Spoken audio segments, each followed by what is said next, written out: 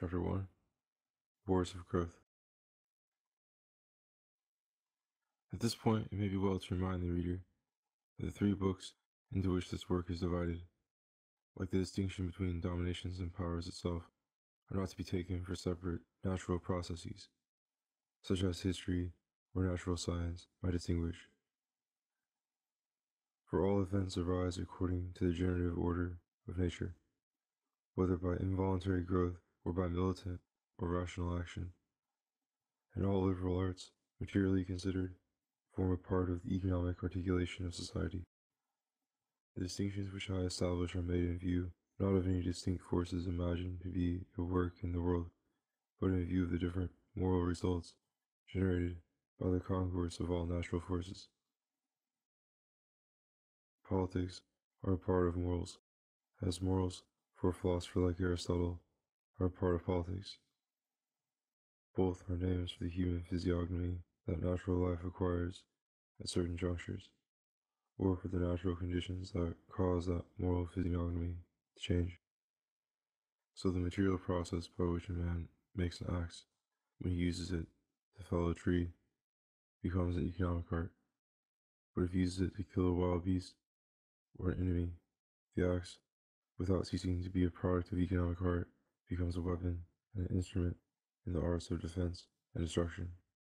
How easily the moral function of industry can be transformed in this way, suddenly and on a vast scale, recent wars have shown us, when great works and whole populations have been turned from manufacturing locomotives and motor cars to manufacturing bombing airplanes and tanks. So when I distinguish a militant order of society, the love of reforming the world from the total mutation that the world is always undergoing. All action, all economic art, exerts force and has effects, but this does not render all action or all economic art militant. Even destruction, even war, is not always inspired by a militant spirit or meant to impose a domination. It may be unintended destruction or purely defensive and unwelcome war. There is a primeval war in the jungle. Before arts arise at all, the stronger plant intercepts the rays of the sun and sucks up the moisture needed by its weaker neighbors. And this is not malice on its part, but the will to live. So populations overflow their borders, or are driven by hunger to migrate in vast numbers, submerging or pushing away the natives. And though the most decisive and terrible wars come in this way, sometimes, as in North America, the intruders can make themselves at home with a calm conscience and hardly leave the natives time to protest. The colonists in both North and South America were indeed all militant. They all went forth to acquire new lands, or perfect independence, or to amass gold, or to convert the heathen. But this varied militancy was not military except by accident. The incidental destruction of primitive or barbaric cultures was not the dominant aim, but rather the need of space for the body and for the spirit, as it is for flora and fauna in the jungle. Perhaps man, the maker of weapons, preceded man, the maker of tools for agriculture or house building. Those cave dwellers who, we are told, allowed many centuries to pass before they changed their habits, hunted large wild beasts for their food, which suggests ferocity as well as efficient weapons on their side. They must then have been decidedly militant and aggressive, yet they simultaneously practiced liberal and religious arts. If their admirable drawings were meant, as is said, for talismans to attract their prey, or who knows, by a kind of sympathetic invocation to entice them and bring them to sacrifice themselves to save the souls of their worshippers, we do not know in what guise or in what order spiritual lights may flash into the lives of other beings. Economic and military uses often coincide in the arts. The roof and walls that keep out the weather also protect from wild animals, and in a castle, moat, bastions, and keep serve also for a fish pond, granaries, kitchens, chapel, chambers, and hall. And defenses are not useful only for defense. They attract the lovers and the arts of peace into their precincts, until the castle becomes a palace, and its outworks a town.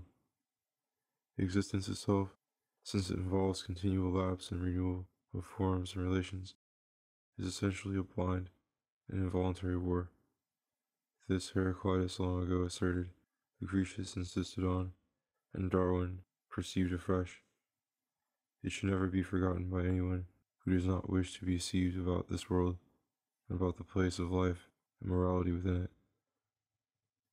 This universal passive war, though it is cruel, is blameless. We may occasionally shudder at existence, but while we exist and wax in strength, we must harden ourselves to suffer sacrifice and also to impose it. Construction involves destruction of the state of things that preceded. It nips in the bud or in the flower all the values that the previous state might have developed. They must dip under and wait in the abyss of non-existence for some future wave more favorable to them, to bring them gloriously to the surface. Meantime, that wealth of missed possibilities or crushed virtues is balanced by this fresh growth, one of those many possibilities which was actually brought forth by our action, a growth that must not be grudged its moment of victory, nor reminded too often that in the act of coming it has begun to go. An ephemeral organism, like the tiny male of some insects, that had only one possible function, would be spared all moral vacillation or dispersion. It would fly its bridal and tragic flight with absolute fixity of impulse and courage. But when, in a human psyche, an approach to such concentration goes with a clear sense of obstacles in its way and of contrary impulses in other people, the master passion, that would like to be absolute and to dominate the whole world, becomes hostility and hatred towards all dissenting forms of existence. Then war becomes intentional, self-righteous, and fanatical. And the spirit of such war is what I call militancy. It is not unintended and open to chivalry, as is the great war of life. It is blind to its own accidental bias and to the equal legitimacy of all existence. It thirsts to destroy its enemies and to see nothing in the world except its own likeness.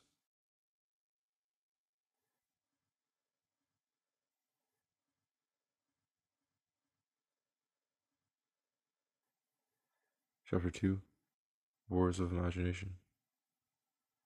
Instability in the human psyche, more than exhaustion of the soil or changes of climate, keeps history moving. And even when, as in this 20th century, after so many mechanical inventions, an immense mutation occurs in the equipment of industry, very little is decided in respect to politics or morals. All races are quick to learn the new arts. Europe, by taking this blind lead, has lost its leadership, since tool-making is precisely the field in which younger or less martial nations can easily prove its equals. And in this mechanical melting pot, all the more passionate, traditional enthusiasms of the different nations have become confused and ashamed of themselves, or are revived hectically with a desperate self-consciousness. Social epidemics, political fashions, willful philosophies spread and collide, not always merely in the mind. Primal needs and passions are enlisted in the service of the most baseless dreams, as if by some verbal shibboleth human nature could be transformed. Even material well-being may be jeopardized by material development. Economic security is not attained, and moral simplicity is lost. Thus, the greatest material progress may only expose the poor to foolish ambition, the very canker that has always eaten up the heart of the rich. The more equal and similar all nations and all individuals become, the more vehemently will each of them stick up for his atomic individuality. When men accepted as a matter of course the station and the prospects assigned to them by tradition. Not only had they a certain natural pride in the arts, costume, and pleasures of their class, but they felt that they figured in the great procession of classes and arts and dignities that formed the variegated carnival of this world, so that their littleness seemed honorable and homelike and integral to the greatness and glory beyond. But when all are uniform, the individuality of each unit is numerical only. Independence is cheerless when universal freedom and chaos oblige you to decide the most important questions afresh and by accident. And association is profitless when the whole world beyond you is as ignorant, as helpless, and as undecided as you are yourself. Rebellion against nature is bound to fail, yet it is free nature within us that rebels against incorporated nature. Natura naturans against natura naturata. This contrast could be verbal and merely a contrast in points of view if nature had only a single nucleus of life and a single direction of development. This seems necessarily the case to a pantheistic cosmology. When the universe is conceived of having passed, perhaps an infinite number of times, from a germinal to a fully developed phase, natura naturans will be a name for that universe conceived as a total unit, and natura naturata, a name for the same universe conceived as a manifold of parts. The manifold was simply put out in successive bits, with the unity held tied up in its purse. Nothing will be lost, and nothing added. In such a world, there could be no failures, because only one omnipotent will would originate any action. And enthusiasm, if that could exist, would be the vital glow of doing perfectly that which each was inspired to do, like a rap musician improvising. In reality, life has many centers and divergent developments, so that natura naturans, or what it would be natural for any organic thing to become, is very far from being identical with what, under accidental circumstances, that thing actually grows into. Failure, at least partial failure, is therefore everywhere, and there is really no such thing as natura naturata in the sense of native potentiality realized, but only natura denaturata, or jumbled potentialities, all more or less distorted and baffled.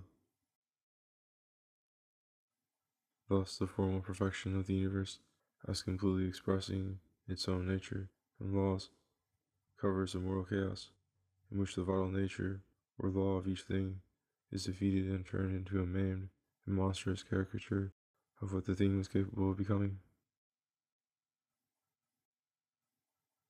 For this reason, the folly of the enthusiast may sometimes be wiser than the wisdom of the world. He will perish, but the wisest man dies in the end, perhaps a little dulled and vulgarized by his possessions, successes, and length of years. And in perishing prematurely, the enthusiast may have revealed a hidden possibility, an unsuspected germ of order in the natura naturans, prefiguring unexampled beauties, perhaps not always destined to be nipped in the bud. Militancy is therefore not absent morally from what politically passes for peace. Mrs. Grundy is militant, so are all missionaries and politicians, so are most philosophers.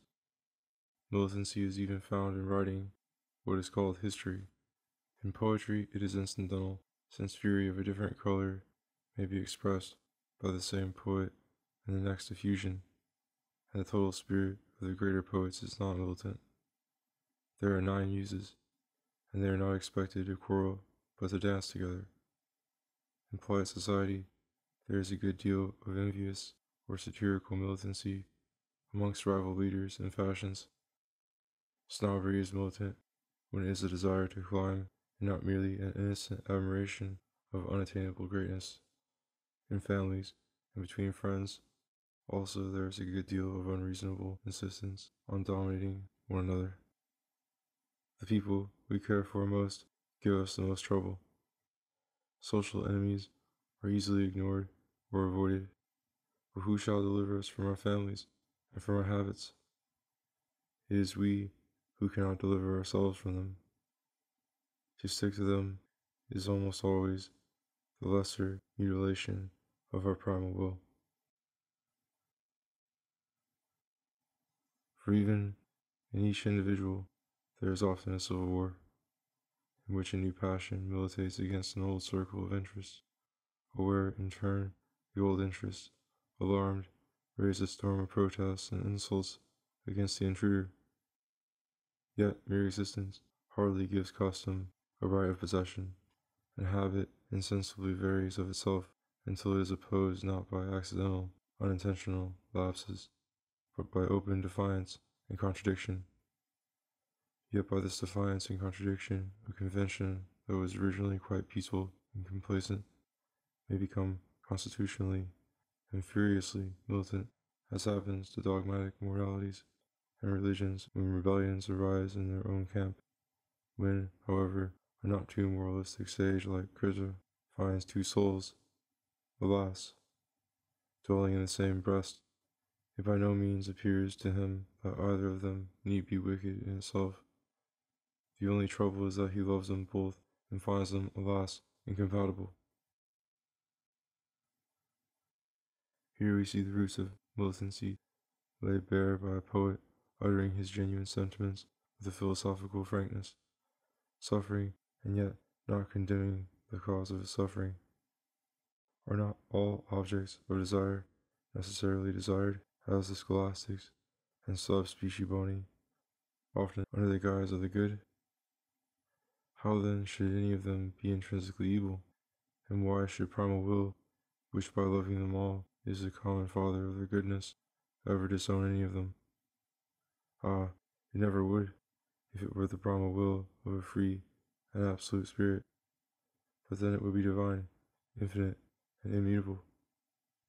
To exist in this temporal and self-transforming world, it must become incarnate in an animal psyche, which has a limited range of possible loves, a limited, predetermined circle of friendly powers to feed and to serve it, and an unlimited abyss of unknown, indifferent, or destructive powers ambushed beyond. And this incarnation, be it observed, is no intrusion on the part of spirit into the world from a foreign sphere. It is the development of that extensible sensibility which in every atom receives and returns the radiating energy of every other atom, manifesting the sensibility in its motion and fate, but not usually able to feel those ambient forces or to picture them in its imagination. Now, imagination, which includes distinct perception, anticipation, and memory, requires an organ, making always a total reaction on all the radiating energies that may meet in it. The organ must be an organism where different reactions can occur to different influences and can be learned so as to occur spontaneously by mutual stimulation between the parts and functions of that organism, both after the stimulus lapses and before it occurs. Life in such a complex organism can therefore be guided internally as well as externally, and it can undergo imaginative as well as environing influences and conflicts. An ambiguity which plays a great part in politics may then overtake vital liberty. Emotion and conduct, much guided by imagination, seem to be more inwardly and loftily inspired than when guided only by physical predicaments or economic prudence. On the other hand, imagination presents a private, highly colored, passionately biased picture of facts, of advantages, and of possibilities. It inclines a man often to folly, and sometimes to crime. Wars of imagination are therefore odious to a sober statesman, and yet the leaders and the motives of such wars have something heroic about them, something of a militant conscience wrecked for aiming too high. I think, however, that militancy does not indicate a higher morality than the common, but only a harder luck. There would be no conflict between ideals or between tastes if each found a good field in which to be realized. There would be none between the two souls of Goethe if they were not in the same human breast, with the same accidental circumstances and short life. But the material person has perhaps none of the gifts or opportunities that his dreams would require for fulfillment, each in turn and to perfection. Or he covets material goods that are already in the possession of others, whom he therefore wishes to remove from the world. And the original ideal and special excellence of his chosen objects will not redeem the injustice of his attack upon the man who has the good luck to possess them. There can be no conflict between one good and another within either, or between the two seen by an impartial and disinterested spirit, but each becomes evil in the sight of the other when both animate or covet the same matter. The source of militancy does not lie, then, in the diversity of possible goods, which would be an ineffable joy to pure spirit. It springs entirely from the indecision or self-contradiction of animal will in pursuing distractedly incompatible goods at the same time in the same place. Incarnation limits spirit, if it would remain at peace, to be content in each case with the special virtues which its organs and its world are capable of realizing.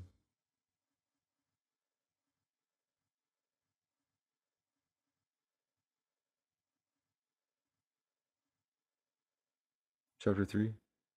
Private Judgment, Ignorant but Inescapable. The maxim that every man is the best judge of his own interests recommends itself by its simplicity and its air of honest good sense.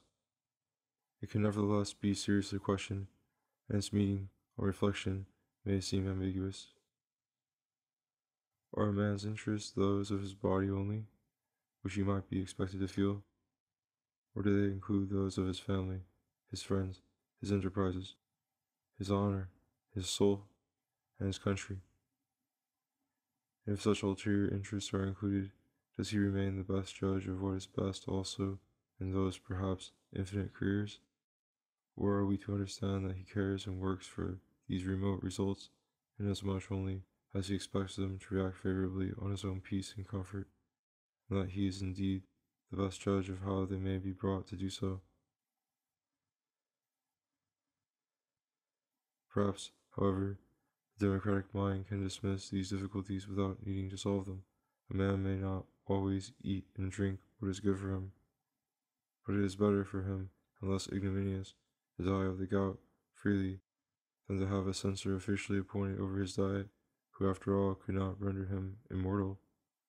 So we might urge that while we certainly have neither the lights nor the strength of will to act always for the eventual good of all whom our conduct affects, yet it is better that we should blunder freely in love, in politics, and in religion, than we should follow the prescription of external authorities, dubious authorities at best, which might save us a few knocks, only to lead us and the world in their ponderous organized blindness to the most hideous catastrophes. The art of governing mankind is difficult. Until a true master of it is found, we may well prefer to try experiments ourselves and run our chances in detail, like the other animals who love their perilous life of instinct and ancestral freedom. A man who is willful and opinionated, like a child, may know at each moment what he wants. At bottom, he always wants to have his way. But if you ask him why he chose that particular object at that moment, he would be nonplussed. Why he wants it, how long he will want it, and how satisfied, and for how long he will be when he gets it, are scientific questions which only his doctor or his guardian angel could answer for him.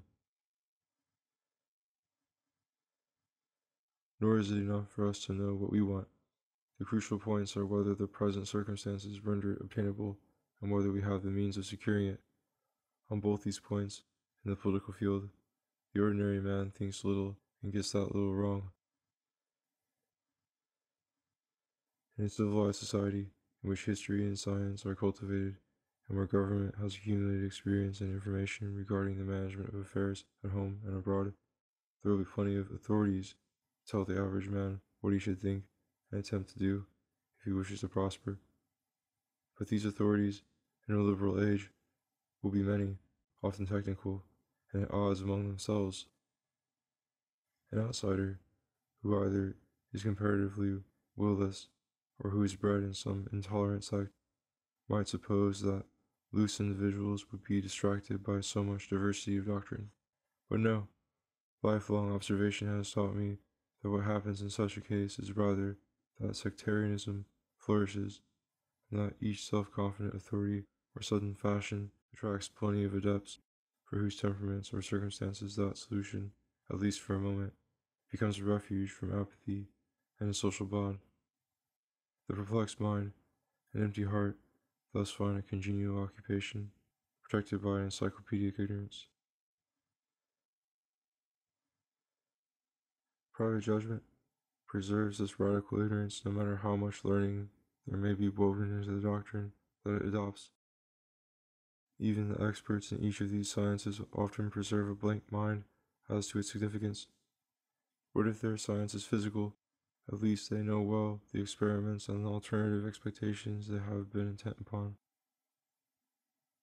This detail, in which theory comes into contact with fact, necessarily escapes the layman, and he may not even imagine that he understands the popular maxims or formulas by which the public are impressed. Perhaps the experts themselves may be, as many are, when I write these words, what are called logical positivists, and in that case, they publicly warn us that they themselves learn nothing by their science, except the minimal words to which they may be reduced, or the most abstract algebraic formulas, better than deceptive words that indicate relations without suggesting images.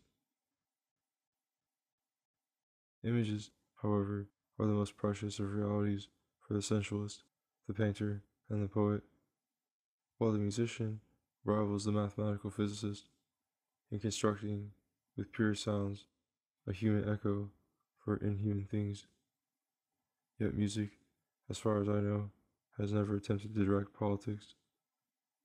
The only points where it is fused with action are war, love, and religion.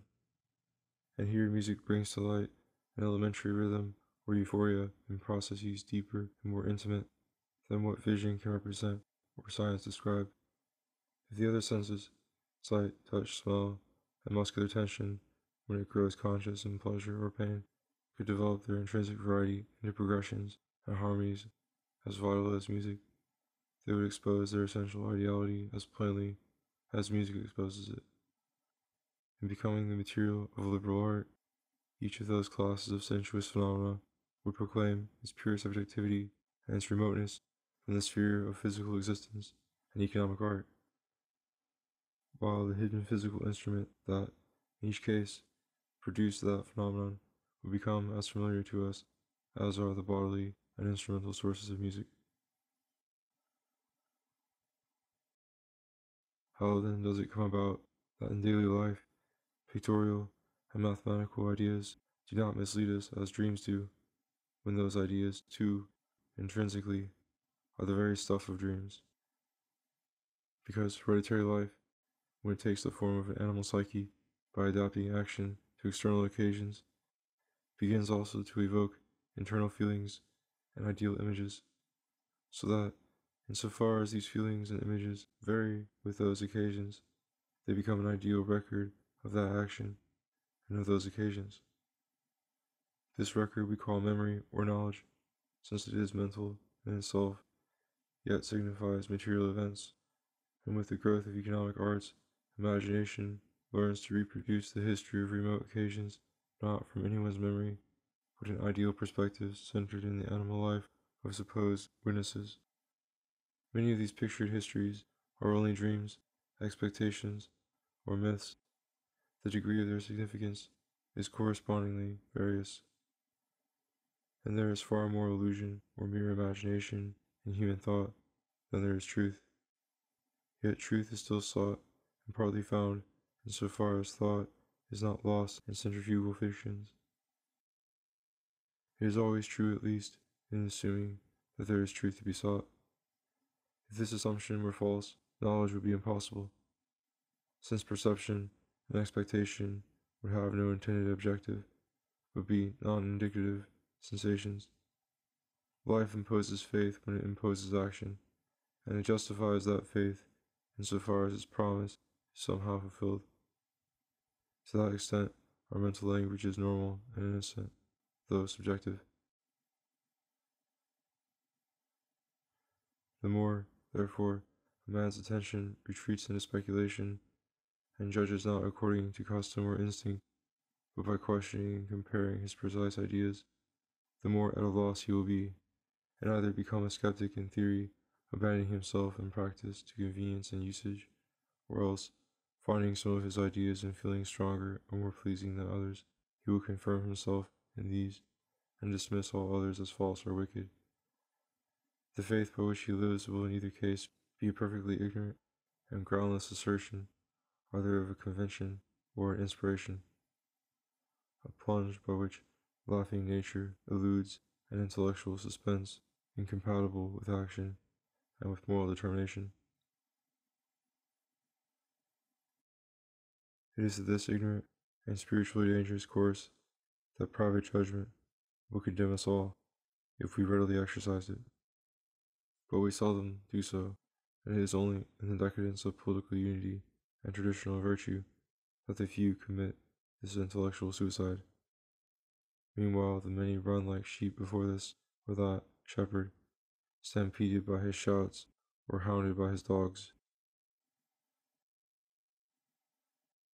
Nature would never have suffered imagination to become so dominant if in itself waking sensation had not been as evanescent and harmless as dreams are during sleep.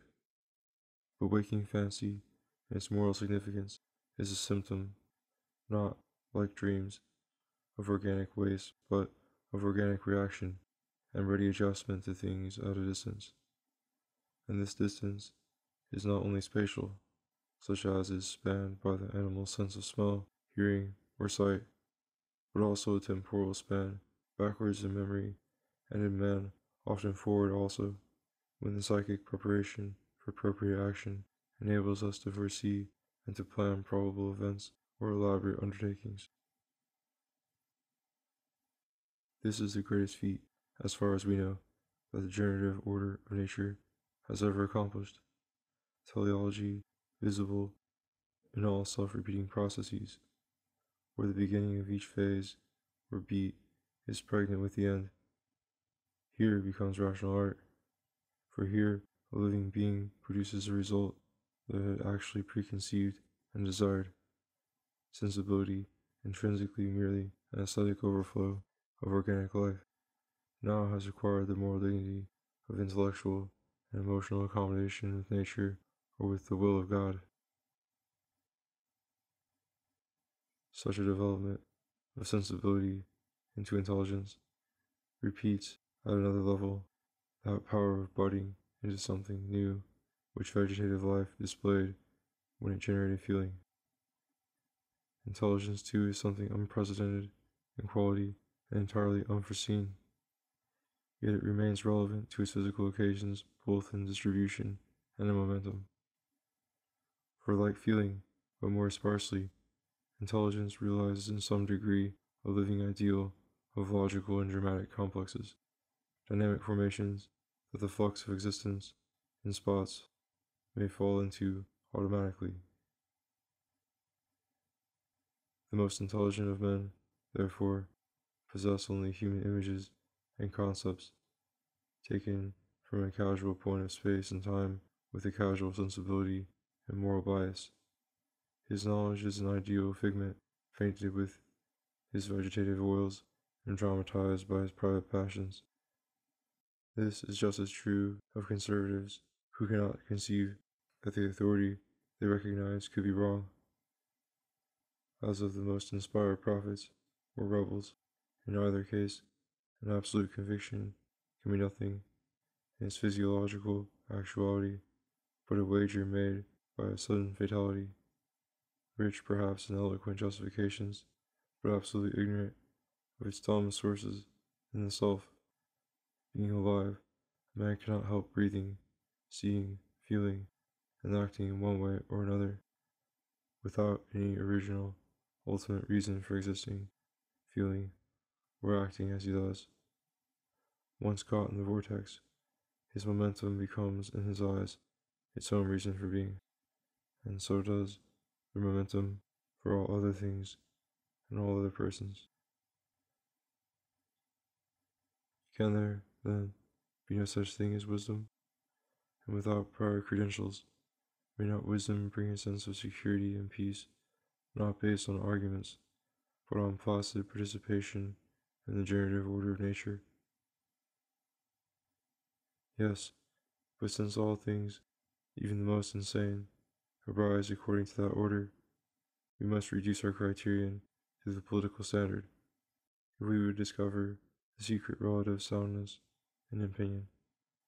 Private opinion, an independent observer who has had much contact with nature or with economic arts, is likely to be sound, though partial. But public opinion, though it arises by contagion from private opinion, grows abnormal in the exclusive climate of hearsay, exaggeration, misunderstanding, and artificial excitement. For in society, opinion is ignited by opinion, fanned by controversy, and fed by internal combustion, so that the more fiercely it blows, the less relevant it becomes to its original causes or its ultimate effects.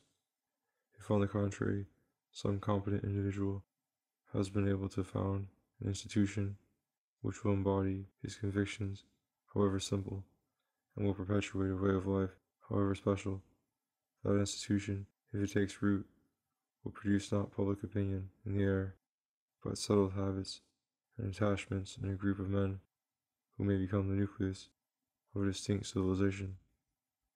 Not all mankind would adhere to this one system, nor all individuals in any one region, and the wisest civilization cannot, if definite, be at once changeless and vital. Yet it can be a civilization with its appropriate insights and virtues. Private judgment will still remain the seat of the original choices embedded in any moral institution, and it will be also the seat of each pupil's choice and his fidelity to it or his rebellion. And both the founders and the disciples' judgment will be ignorant, not totally indeed at the points where it touches reality, but in regard to the extent and the literalness of its truth, even there. Knowledge, if it means more than dumb feeling, looks to some extent for ideal object, but the terms of this knowledge are necessarily ideal in any case, so that in taking ideal terms to describe existence, all knowledge of facts implies a literal and immeasurable ignorance, mitigated by a constant possibility of virtual knowledge of environing powers in terms of their effects in human life, material and moral, which involves an intimate, dramatic knowledge of the virtues and evils of that life itself.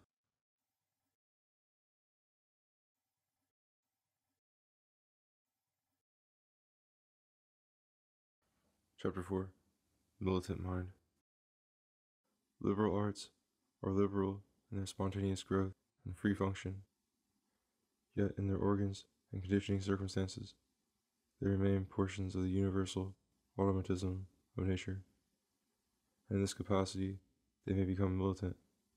In fact, their very liberality, which gives them a self-justifying moral independence, exposes them to resumption, as economic arts, having clear uses, are not exposed. A sober shoemaker is too well aware of the utility of his art to abandon making shoes for making stilts and selling them as superior boots. Stilts are toys, and it should be, if anything, the toy maker who might be tempted to advertise and falsely impose his wares not as toys, but as things essential to human safety and dignity. And this is just what happens to the essentially liberal arts of language and poetry, when logicians become metaphysicians and poets religious prophets. Religion in its pure essence might itself be a liberal outgrowth of morals. as is friendship. It might be spiritual friendship with all will, rejoicing in nature's kinship with man, and respecting its superhuman authority and freedom. Morals, however, are an economic discipline by which the human psyche learns to accept the conditions of life while transforming them as much as possible in its own favor. And religion, originally, was no doubt a desperate experiment in controlling events beyond human control. Yet, I suspect that religion contained, from the beginning, an incipient element of delight and terror at the miracle of things, and at the plight of oneself in their midst and at their mercy. Fear, which is economic will in a quandary, thus unites in religion with transport, which is liberal intuition in a trance. But both fear and free imagination are wild. They both evoke extravagant visions, and when these visions are at all constant and imposing, they pass for true. True profoundly and threateningly true. The prophet is sure that they are. Yet the people are lamentably ignorant of them, and the wicked leaders of the people flout those momentous truths as nonsense. Then religion, in love with itself, becomes militant. The militancy of religion is justified insofar as real forces are conciliated, or real dangers escaped by the moral discipline which it recommends. And on this stout stem of felt saving power, many liberal arts and graces may be grafted. A more special but more blatant case of unjustified militancy is that of sophistry, or thought and knowledge perversely abstracted. Knowledge is a hit in the play of universal faith, and thought the shaft which it launches. When a chick, just out of the eggshell, pecks at the first bit of something seen on the ground, that act of faith may be deceived in its casual occasion.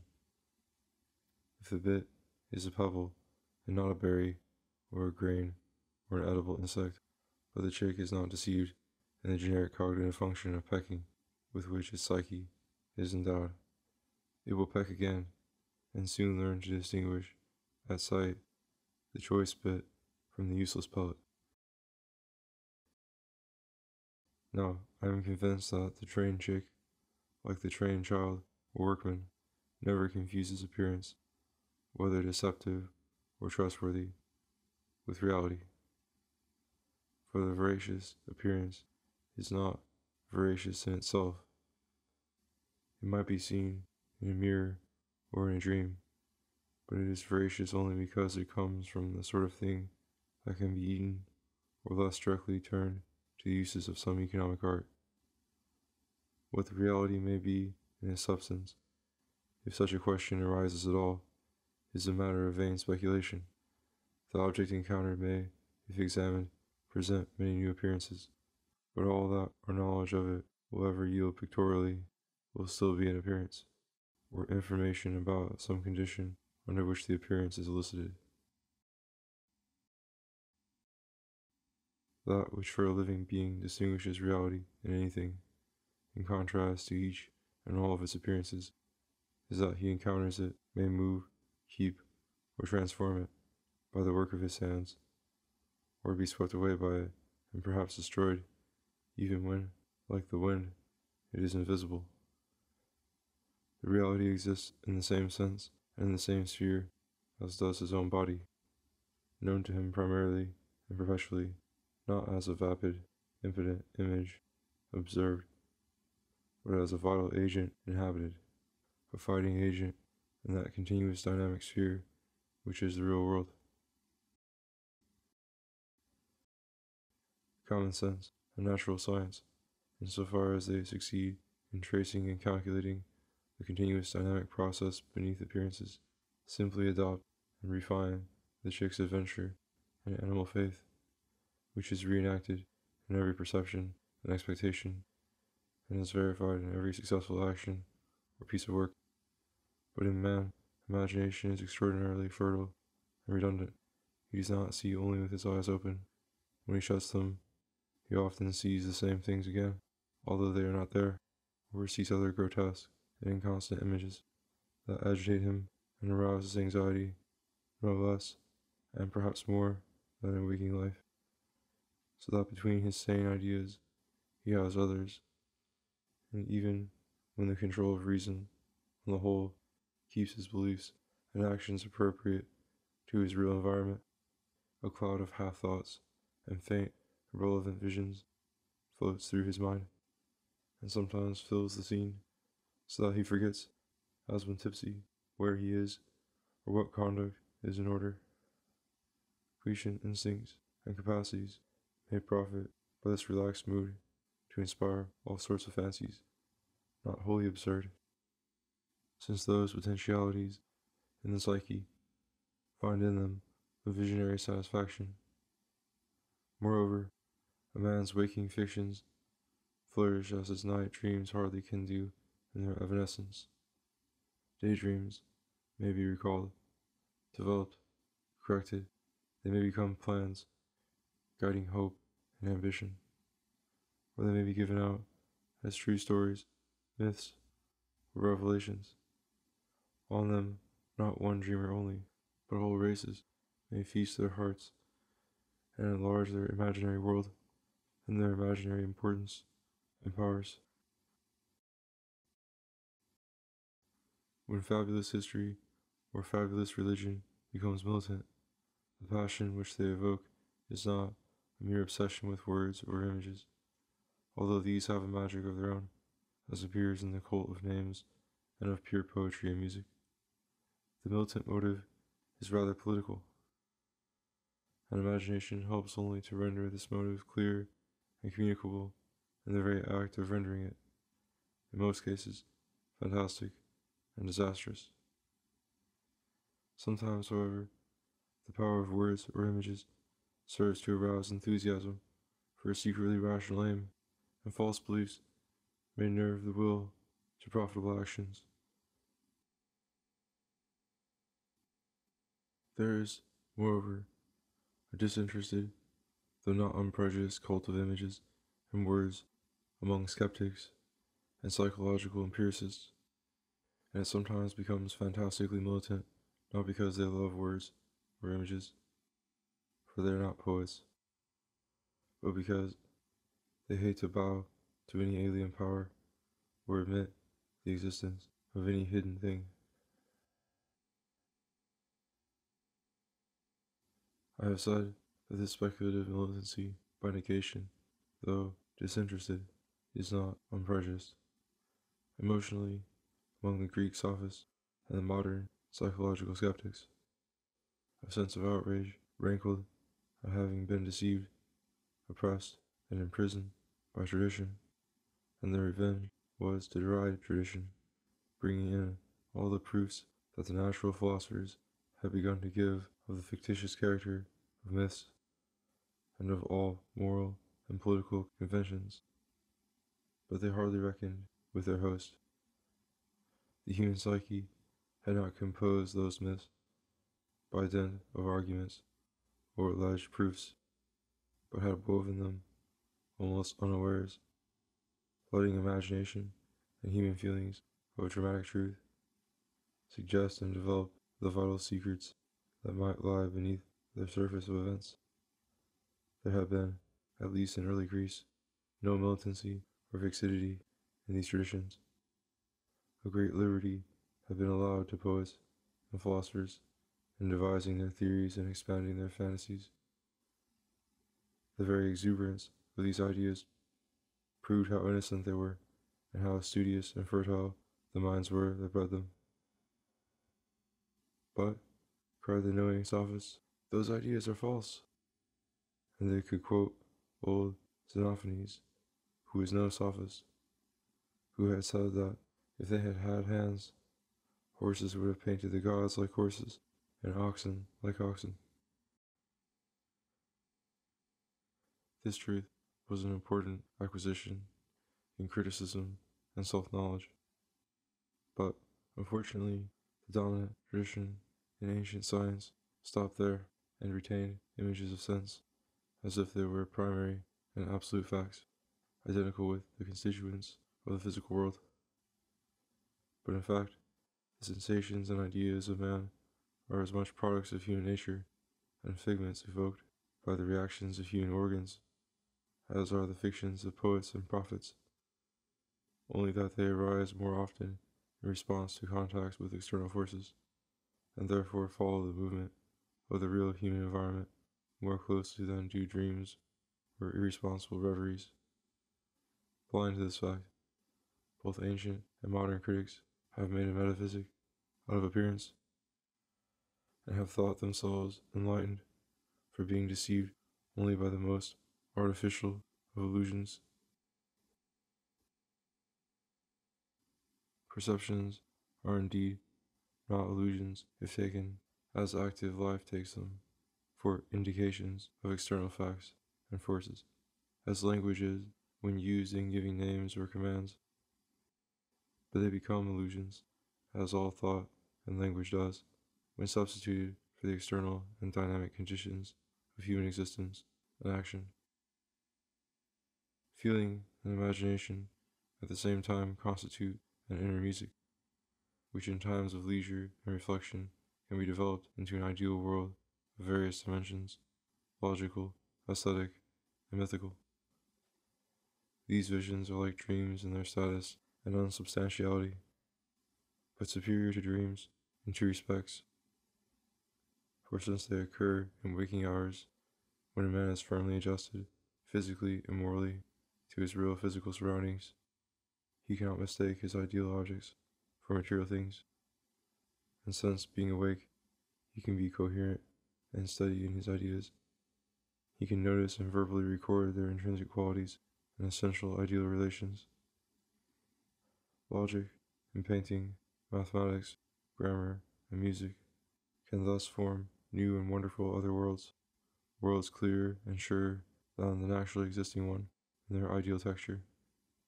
Why, then, grow militant and pretend to control or to replace the physical chain of events? It is the ideal originality and purity of appearances and their existential dependence on material forces that gives them all their superior virtue. The patter of words and the drift of ideas, meantime, have a double moral function. First, to express human passions and aspirations, as in poetry and religion, and second, to indicate the occasions on which those passions and inspirations find their satisfaction or their discomfiture. When both these functions are well performed, no matter what verbal or sensuous imagery, the psyche has won a great prize in what we call genius. But when the will, no matter how violent or eloquent, flies off at a tangent from the orbit of cosmic and social revolutions, all its tragic thunder becomes madness. Mind, then, by denying its material dependence and professing to rule the world, dishonors the ideal originality which, if content to be humble, makes the pure glory of existence.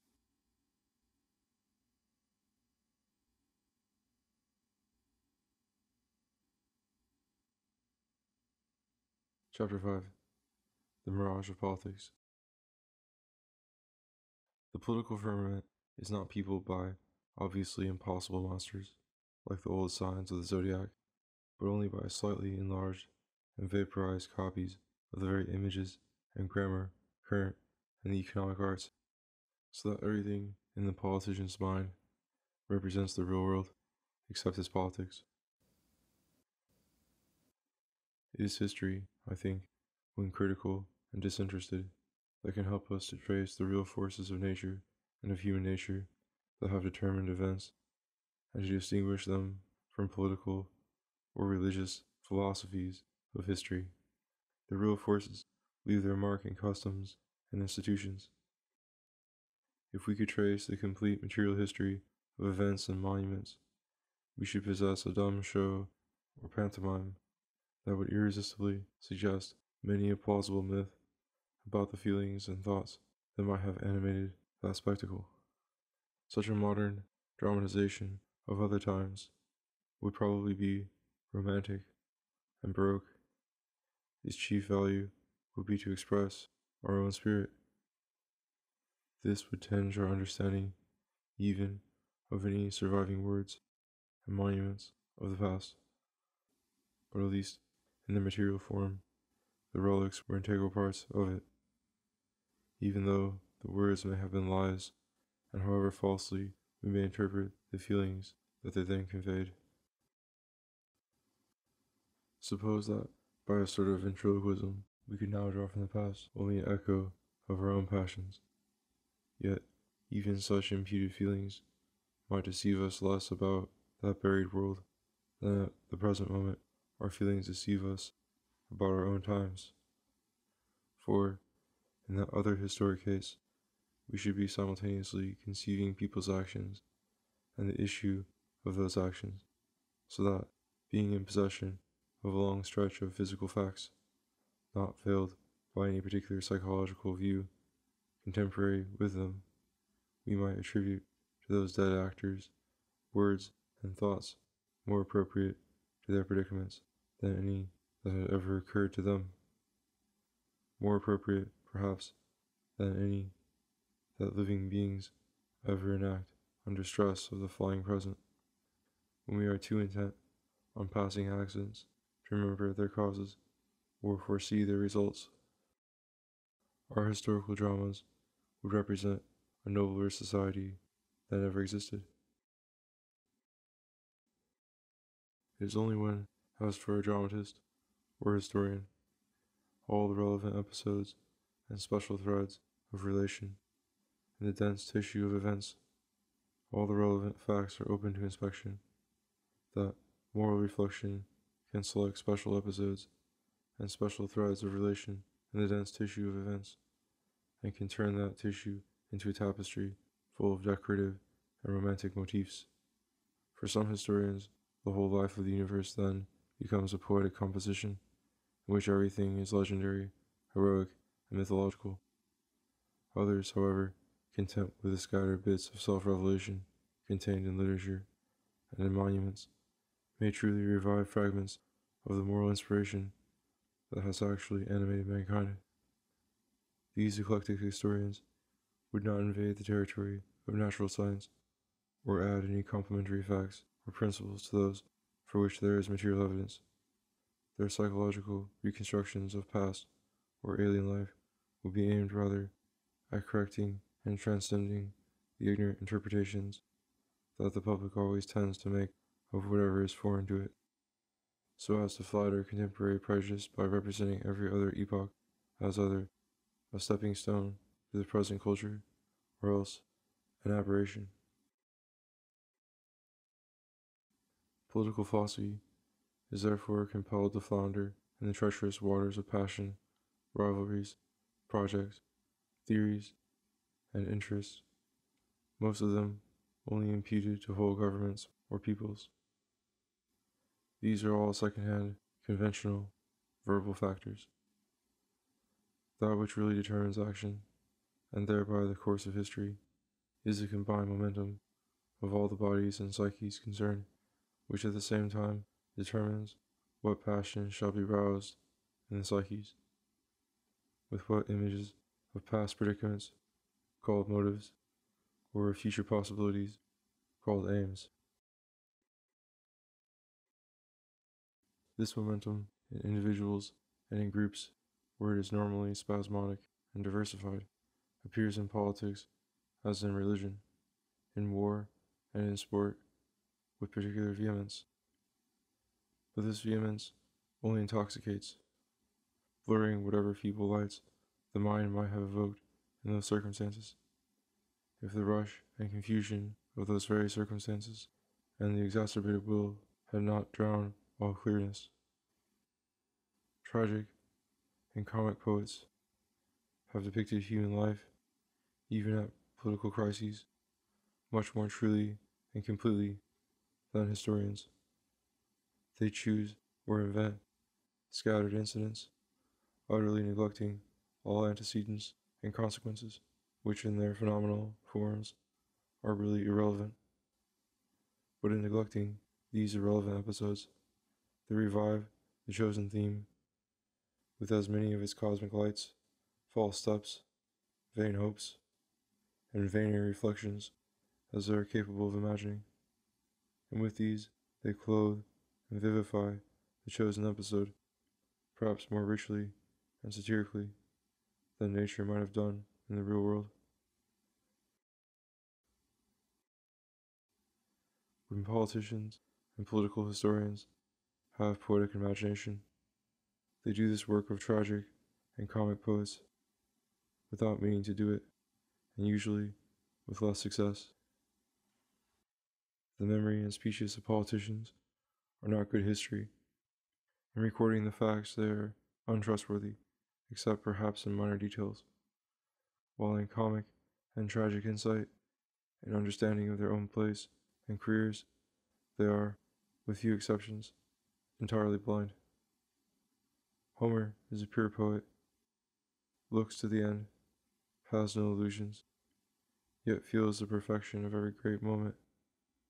But Virgil, with all his art and taste, is entangled in politics, strange tradition to flatter his country, and while understanding its past and present worthily, if not accurately, he dares not prophesy its future.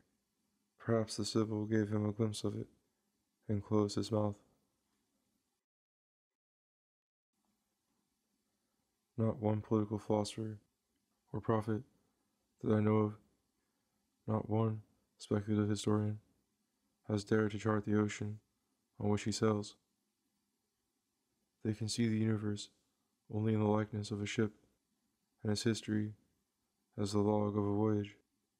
They cannot conceive the wisdom of Aristotle, so little a historian and so much a humanist, when he said that the stars have been lost many times and re-established, although of course differently, which perhaps Aristotle had not realized. Only the solitaries, the stray sages, without political illusions, seem ever to perceive the obvious about the course of natural events. Perhaps here and there some rough, superannuated pilot, unnoticed in his corner, may take secret soundings with an old line and lead, and may mutter a warning that captain and officers are too busy to hear. The very idea of touching bottom would in any case be disdained by their surface navigation. The waves over which navigators sail, they would insist, when navigators are politicians, are waves of opinion. Only conflict of opinion can raise a storm that might wreck them. If they could secure unanimity of opinion, they would sail safely forever. Land does not figure at all in the idealistic minds of these mariners. The historian who, however genial his intuitions may be, wishes to report the truth of the past, must therefore compel himself at every step to descend to the material plane and look there for evidence of events that his dramatic sympathy may proceed to interpret in terms of passion and ideas. Dialectical implications discovered in his own moral problems will only enrich his present self-consciousness, without conveying the least knowledge of the past or of the future. His imagination may have composed a marvelous mosaic of interlaced moral essences, excellent to decorate the walls of his cloister, but if it inspires the rhetoric of demagogues, it only perpetuates profound misunderstandings. The oxygen in the common air is ready to vitalize impartially all sorts of plants and all sorts of ideas, according as each living organism is capable of profiting by that elixir. But by what right, or with what hope, can one organism prescribe or proscribe the uses that another shall make of its oxygen? Who shall be rivals and occasional enemies, and who occasional or ideal friends, is determined by their respective natures and accidental contacts. Nor need there be any longing for unanimity among them, save as, Unanimity is the revelation of a perhaps unsuspected natural friendship between soul and soul, joyful in itself, and perhaps a pledge of union in action. There is a vital limit, however, to the license that one living being can grant to another sincerely to hate what he loves or to love what he hates. This limit is his right to his own opinion and to his own integrity. For if this integrity were lost, charity itself would be impossible. The charity that surveys this polyglot world with a ready sympathy for its needs and aspirations cannot arise except in a heart where nature and aspiration are native, and this determinate will in the animal psyche, rendering it capable of bias and incapable of radical indifference. When chastened by experience of defeat, enables it to understand and to pity the defeats of other souls, even in aspirations contrary to its own. If there could be a spirit not native to a heart, which I do not believe, it would not be able to understand that growth or dissolution had any importance for any body or any idea, as the condensing or dissolving of a cloud has no importance, except perhaps to a painter desiring to copy it. It is will or bias with the risk which it takes that leads us to see risk in all mutation, and perhaps charitably, perhaps foolishly, to rejoice or to suffer with it. Did universal sympathies destroy in us all capacity for preference, or produce constant vacillation between one preference and another, we should no longer see any moral qualities or interests in the world, and history and politics would have ceased to exist for us.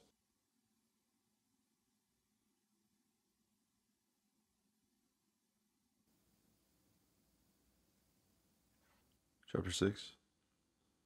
Propaganda.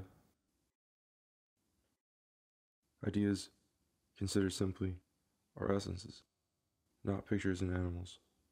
They are therefore not loaded with zeal or capable of self-propagation.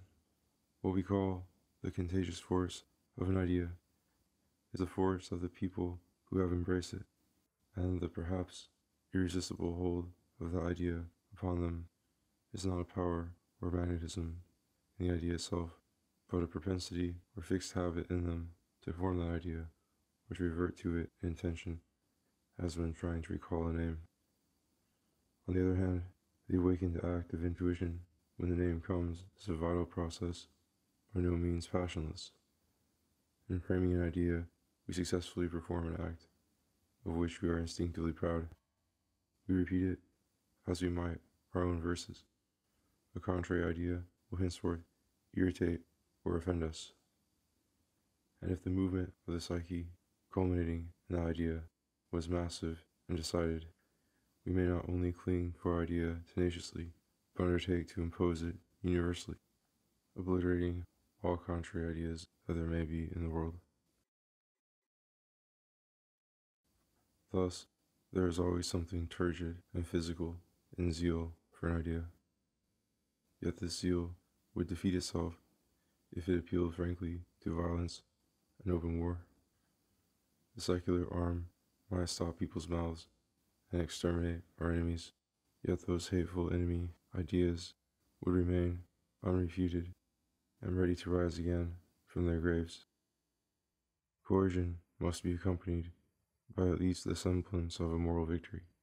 Force should seem merely to execute and perpetuate the decrees of reason and conscience. Reason and conscience, however, if left to themselves, might perhaps suggest quite different tenets from those which we have adopted and are going to defend.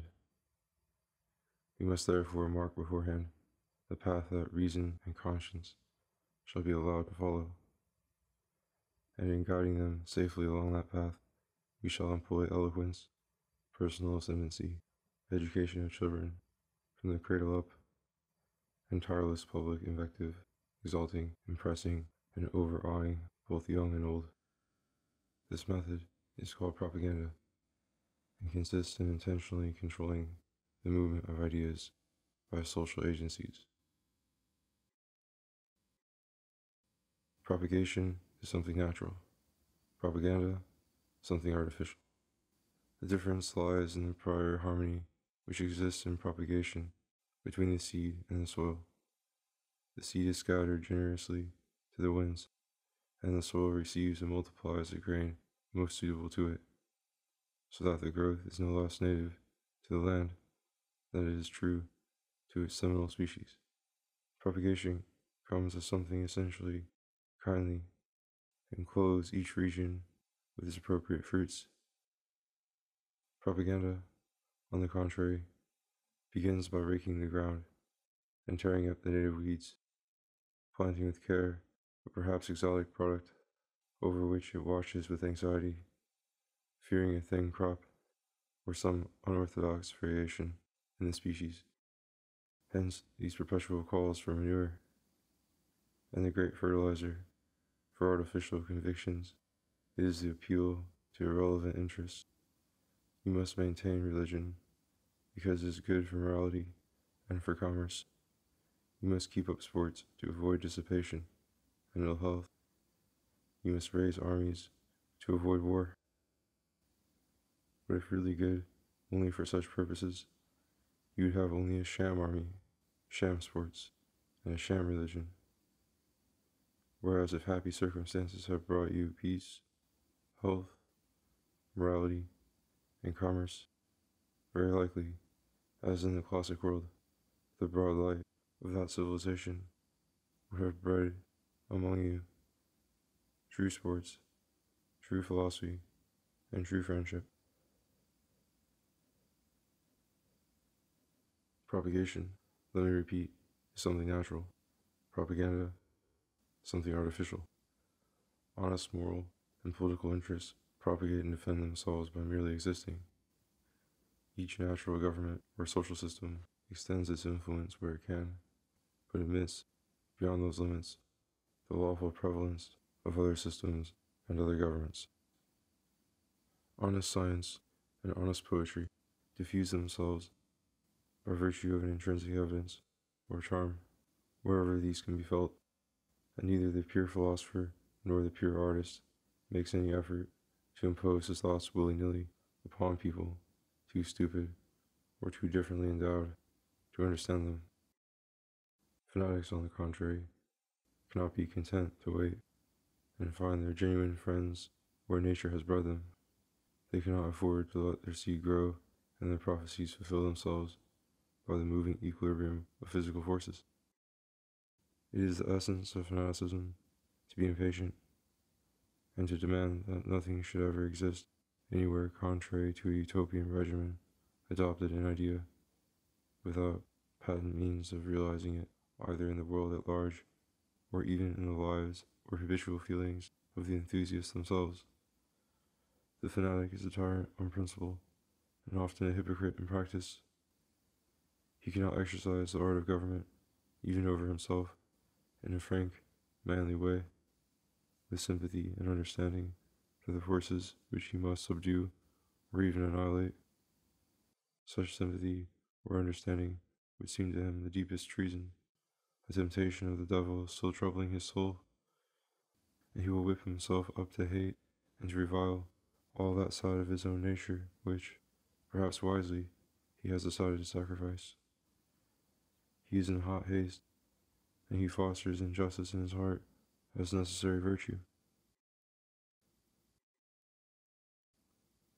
There is an evident impurity in this moral condition, a mixture of ideal interests, which, however absorbing, are always disinterested, with a profound physical unrest and insecurity, an urgent need of being victorious to hide the secret suspicion of having been wrong. This impurity is mirrored in the method by which fanaticism endeavors to maintain and to spread itself.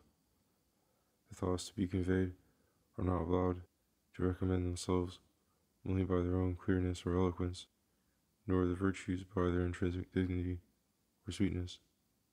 Loudness and repetition, eulogy, personal influence, affections, self-interest, and vilification of all things else are employed also. It is hoped that social pressure and that a sort of hypnotic compulsion may deflect and canalize the spontaneous course of ideas. The ancient Jews and Muslims, though we sometimes call them fanatics, were not yet hypocrites, because their enthusiasm was frankly national and warlike.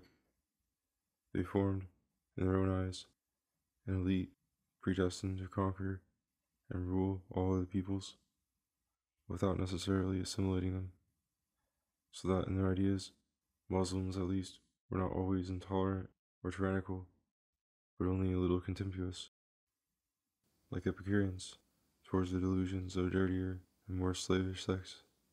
Their fanaticism was only political and based on a childish simplification of human nature and history, like the fanaticism of modern liberals. They thought that galloping over endless deserts and then, in the cool moonlight, making verses and making love fulfilled man's highest destiny. This was hardly a faith to impose, but rather a model to exhibit, a beautiful poem to excel once more before nobleness should vanish from the earth.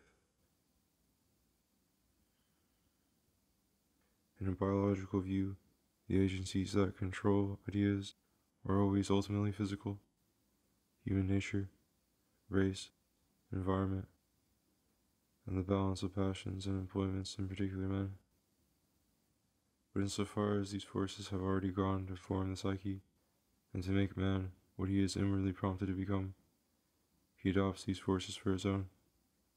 He is the synthesis and voice of those vital currents, and what those forces do or tend to do in him and through him is his own free and only possible work. If all his neighbors share the same endowment as himself, there may be competition in pursuing the same goods which everybody desires, but which, unless they are spiritual goods, everybody cannot obtain. But this rivalry in ambition and action will not imply any diversity in ideas. On the contrary, everybody will stimulate everybody else by proposing and perhaps realizing the common model. In the tightest tribal dogmatism and morality, there need then be nothing forced or imposed from without. Even the criminal or deserter will inwardly blame his momentary madness and regard his punishment as just. But such unanimity is precarious. Heredity recombines its elements, atavisms, and sports of nature, and the belongings of new types come to the surface, and perhaps vast revolutionary movements, like epidemics, may threaten to set people talking and acting in entirely new ways. It is then that propaganda is appealed to, and in both camps, in the conservative camp, to burnish up the old ideas and inspire horror for the new, in the revolutionary camp, to discredit everything traditional and paint some untried alternative in brilliant colors. Yet the difference between the two parties is less profound than it might seem. Propaganda must be speculative, mere cold facts with misfire. One party, the young party, cries that the kingdom of heaven is at hand. The other, the old party, whispers that the kingdom of heaven is come already, that it is something spiritual and exists within us. But this makes wretched propaganda and must be supplemented. Don't be discouraged. The prophet adds, the kingdom of heaven is coming again, presently with glory, but this time it will be perfectly solid and will last forever.